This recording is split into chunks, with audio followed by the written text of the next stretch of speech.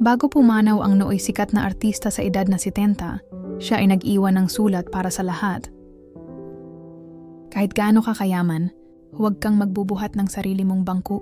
Alalahanin mo, hindi mo kayang bitbitin ang sarili mo papuntang libingan, kaya maging mapagkumbaba sa kabila ng iyong narating. Kahit gaano nakataas ang narating mo, hindi mo pa rin alam ang mangyayari sa hinaharap. Alalahanin mo, hindi mo hawak ang iyong buhay. Kaya wag mong isipin na mas nakakaangat ka kaysa sa iba. Kahit gaano kabilis ang takbo ng iyong sasakyan, hindi mo pa rin kayang kontrolin ang oras. Alalahanin mo, lahat tayo ay may tig 24 oras araw-araw, kaya pahalagahan mo ang bawat minutong nabubuhay ka.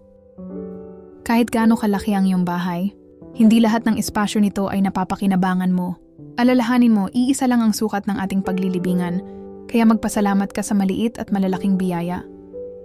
Kahit gaano karami ang pumupuri sa iyong ganda, huwag kang masyadong maginarte, kumukulubot din ang iyong balat. Alalahanin mo, mas dinadayo ng turista ang mga unggoy at gorilya. Kaya huwag kang mahuhumaling sa pagpapaganda ng iyong itsura. Kahit gaano ka kasikat, hindi mo madadala ang palakpak ng tao sa kabilang buhay. Alalahanin mo, kapag pumanaw ka, hindi na mahalaga kung ilang milyon ang tagahanga mo.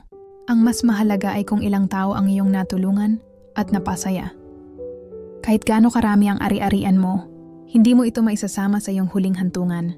Alalahanin mo, sa dulo ng lahat, pangalan mo lang ang nakaukit sa lapida mo, kaya huwag mong ibuhos ang buhay sa material na bagay.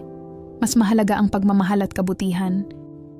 Kahit gaano ka katalino, hindi mo pa rin kayang unawain ang lahat ng bagay sa mundo. Alalahanin mo, may mga tanong sa buhay na walang sagot, at may mga pangyayari na hindi mo kayang kontrolin, kaya matuto kang maging mapagpakumbaba. At huwag isiping ikaw lang ang laging tama. Kahit gaano kadami ang iyong kaibigan, darating ang panahon na iiwan ka rin nila. Alalahanin mo, sa oras ng iyong kahinaan at pagdadalamhati, tanging tunay na pagmamahal at pananampalataya ang masasandalan mo. Kaya pahalagahan mo ang mga taong nagmamahal sa iyo nang walang hinihintay na kapalit. Kahit gaano ka kaabala, hindi mo dapat kalimutan ang iyong pamilya. Alalahanin mo, sa huling yugto ng iyong buhay, hindi trabaho, pera, o kasikatan ng iyong hahanapin, kundi ang init ng yakap ng iyong mga mahal sa buhay. Kaya ipakita mo sa kanila ang iyong pagmamahal habang may panahon pa. Sa kabila ng yaman at tagumpay ko, wala akong magagawa upang pigilan ang oras. Hindi ako naiiba sa inyo. Lahat tayo ay may katapusan. Kaya habang may pagkakataon pa, magmahal, magpatawad at ipamahagi ang biyaya sa iba. Dahil sa huli, hindi kung gaano tayo kayaman ang sukatan ng ating buhay, kundi kung gaano tayo naging mabuting tao.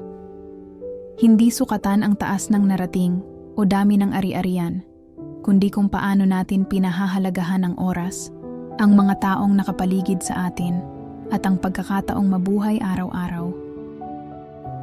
Sa dulo, lahat tayo ay may parehong hantungan, kaya't piliin nating maging mabuti, matuto mula sa buhay, at patuloy na magsikap ng may puso at pagpapakumbaba. Iiwan ko ang tanong na ito sa'yo. Kapag dumating ang araw ng iyong paglisan, paano ka kaya maaalala ng ibang tao